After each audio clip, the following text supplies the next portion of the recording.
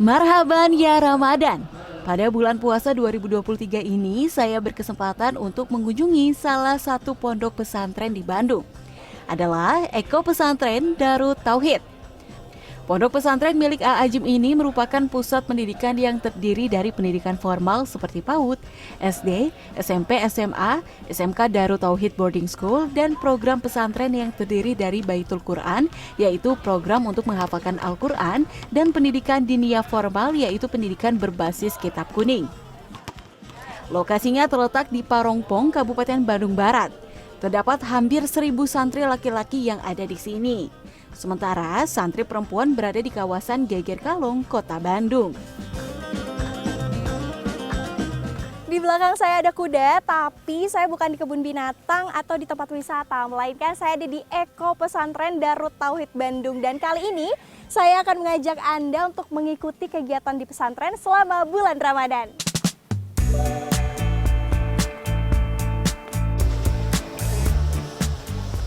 Bukan hanya itu, saya juga akan buka puasa bareng dengan para santri. Yuk ikuti saya mempersiapkannya. Hal pertama yang perlu disiapkan adalah bahan makanan. Nah, menariknya bahan makanan tak hanya dibeli dari pasar, tapi juga hasil kebun sendiri. Eko Pesantren DT memiliki kebun hidroponik seluas 1.000 meter persegi yang ditanami aneka sayuran. Kali ini yang akan saya panen adalah baby romaine, sayuran sejenis selada. Baby romaine yang sudah berusia 50 hari sudah bisa dipanen untuk dikonsumsi. Bukan hanya itu saja, ada pula kangkung, caisin, dan lolo. Wah, segar-segar ya. Keranjang saya sudah penuh terisi baby romaine nih. Mari angkut.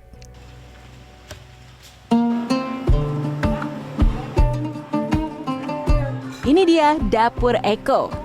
Tempat di mana makanan dan minuman untuk para santri diolah, termasuk baby romaine yang sudah saya bawa ini, yang nantinya akan dijadikan lalapan pendamping makanan buka puasa kali ini, yaitu nasi liwet. Yummy! Untuk membuat nasi liwet yang harus disiapkan tentu nasinya ya. Nasi dengan aneka rempah ini dimasak dalam kuali super besar yang dapat menampung 30 kg beras. Bukan hanya ada satu kuali, tapi 2 kuali sekaligus dalam 1 kali masak.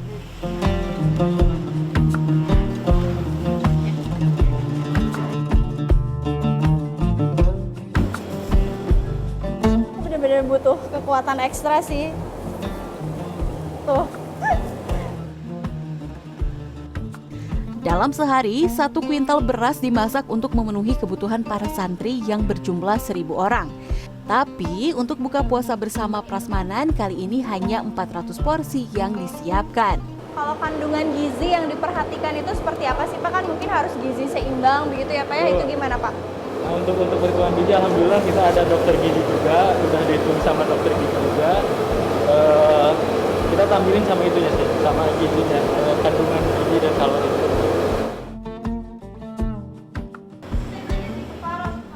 Proses membuat nasi liwet dilakukan 2 tahap. Pertama, beras dengan sejumlah rempah seperti daun salam dan serai dimasak dalam kuali besar. Kemudian, proses pengukusan yang kedua dilakukan dalam kastrol, alat masak khusus yang digunakan untuk memasak nasi liwet. Jangan lupa tambahkan topping cabai, bawang goreng, dan daun bawang ya. Kalau kecil kayak gini mah, saya bisa sendiri dong.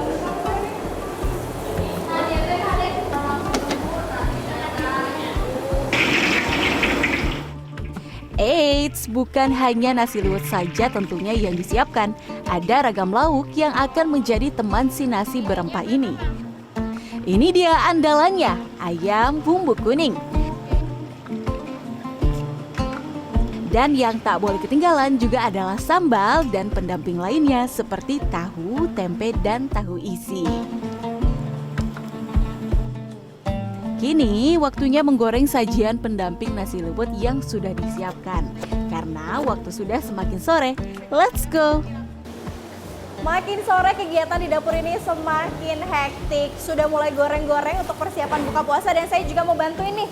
Goreng tahu isi. Yuk kita goreng. Di sini ya, Chef? Ya. Oke, siap.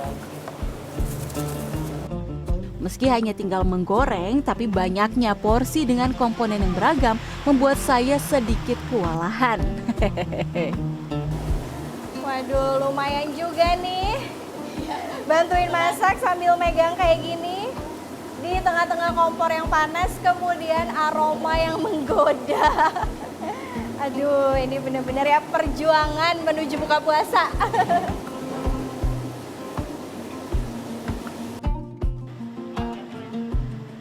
Akhirnya makanan sudah ready. Tampak menggugah selera ya. Rasanya tak sabar ingin mencicipi.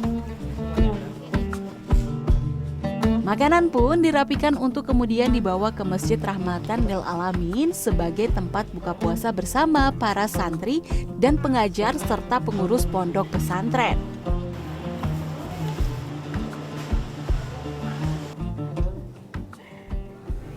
Ini dia andalan hari ini, yaitu nasi liwet, dan udah siap nih buat kita bawa ke tempat bukbernya.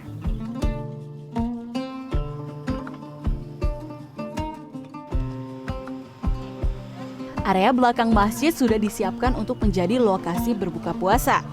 Masjid rancangan Gubernur Jawa Barat Ridwan Kamil ini di bagian belakang memang memiliki fungsi sebagai aula. Nantinya para santri akan duduk lesehan di sini. Aduh, lumayan berat ya Pak? Ini buat berapa porsi sih Pak? 50 porsi. Buat 50 porsi, tapi kalau naikin ke meja saya nggak bisa Pak, kalau sendiri harus dibantu. 2, 3. Oh, ini boleh dibuka ya Pak? Silakan. Wah, nasi liwetnya udah siap. Ini aneka makanannya juga sudah siap untuk berbuka puasa.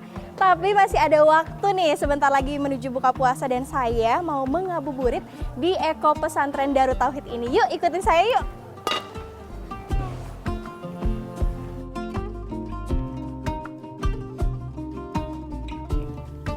Selamat datang di Darussunnah, tempat latihan berkuda dan memanah yang masih berada di kawasan Eko Pesantren Darut Tauhid.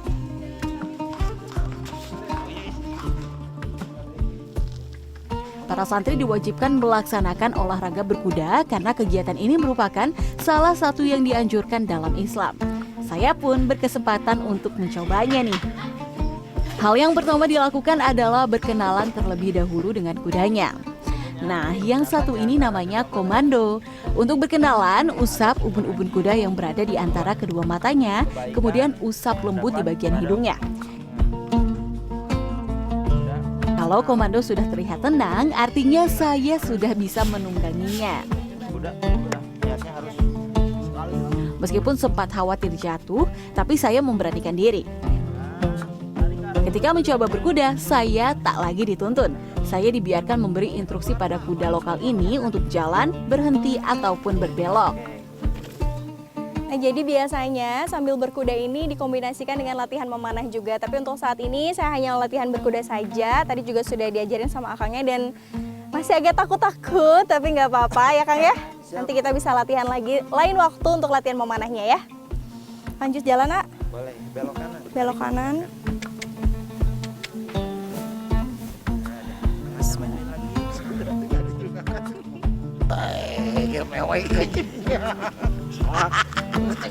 Tak lupa, setelah selesai saya berikan komplimen atau pujian pada komando dengan cara mengelus ubun-ubunnya.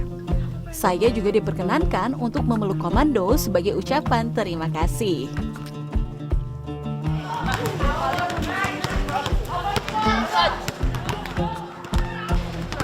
Selain berkuda, untuk mengisi waktu sebelum berbuka puasa atau ngabuburit, sejumlah aktivitas dilakukan oleh para santri.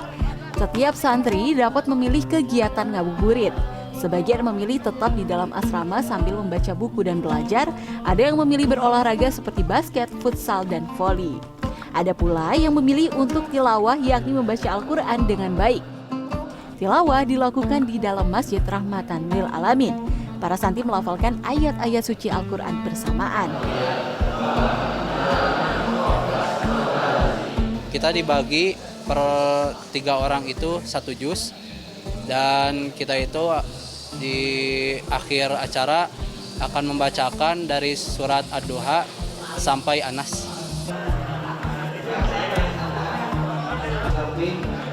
Hari semakin gelap, waktu berbuka puasa semakin dekat. para santri mulai berkumpul di aula masjid.